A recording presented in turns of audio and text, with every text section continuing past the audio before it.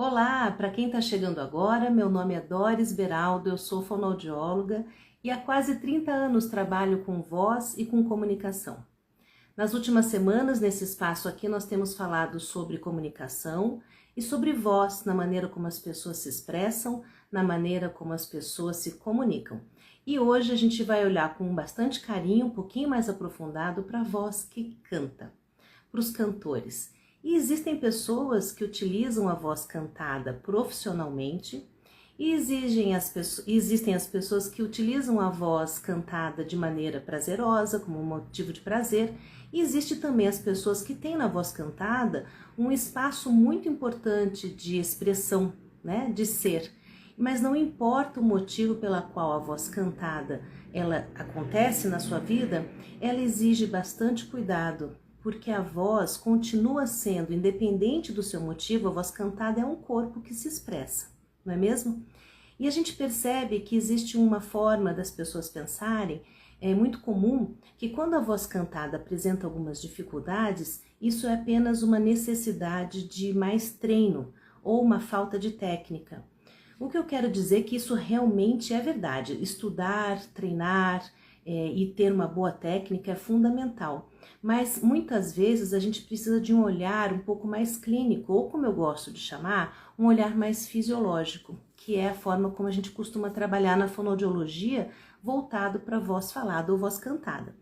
Então existem situações frequentes que a gente acompanha nos cantores, como por exemplo, uma voz cansada, uma sensação de cansaço após o uso, uma diminuição na sua tessitura vocal, uma dificuldade para executar notas que antes não eram difíceis, sejam graves ou sejam agudas, um esforço, uma sensação de esforço constante e uma situação em específico que ela é às vezes descrita assim: quem está ao meu lado não percebe, mas eu sei que está diferente. E tudo isso que a gente falou e mais alguns relatos são sinais importantes que devemos levar em consideração e que normalmente a gente deixa passar, né? E deixa passar porque vai acontecendo uma adaptação. E essas adaptações ao longo do tempo podem gerar sobrecargas e umas consequências que são mais difíceis da gente cuidar. Então, olhar de forma mais ampla para a situação vocal da voz cantada, assim como na voz falada, é muito importante. Entender que a voz cantada não é só técnica. Ela exige um complexo muscular muito difícil da gente não prestar atenção, e quando a gente não presta atenção, algumas dificuldades surgem. Então é esse complexo muscular somado a uma técnica respiratória, somada a uma forma de cada voz funcionar, a fisiologia de cada pessoa, a hábitos de sono, hábitos de alimentação, hábitos de ingestão de líquidos, tudo isso combinado com formas da gente entender a voz de maneira fisiológica vão poder contribuir, inclusive a forma como a gente usa a nossa voz falada influencia e muito na qualidade, no resultado da voz cantada, porque na verdade a voz é uma só, é o mesmo mecanismo, não é? É o mesmo aparelho vocal, é a mesma laringe que a gente usa para se servir às vezes de uma voz falada e outras de uma voz cantada. Então, na clínica, o que eu costumo escutar, uma frase muito comum é assim: minha voz não rende como antes.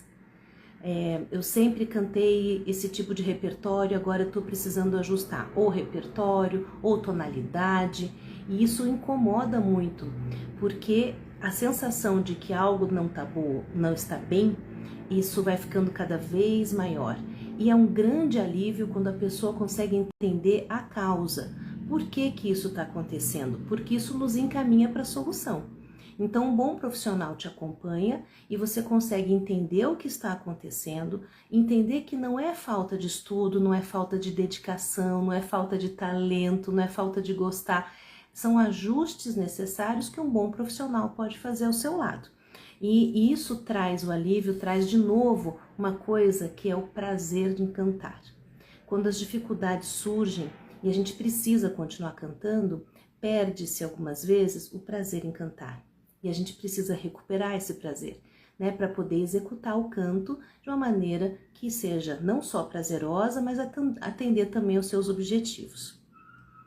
Observe que essas dificuldades que muitas vezes a gente deixa passar achando que é pouco, hoje é porque eu fiquei rouco porque não estava bem, hoje acho que essa rouquidão é normal porque eu cantei bastante, são pistas que não devem ser deixadas de lado.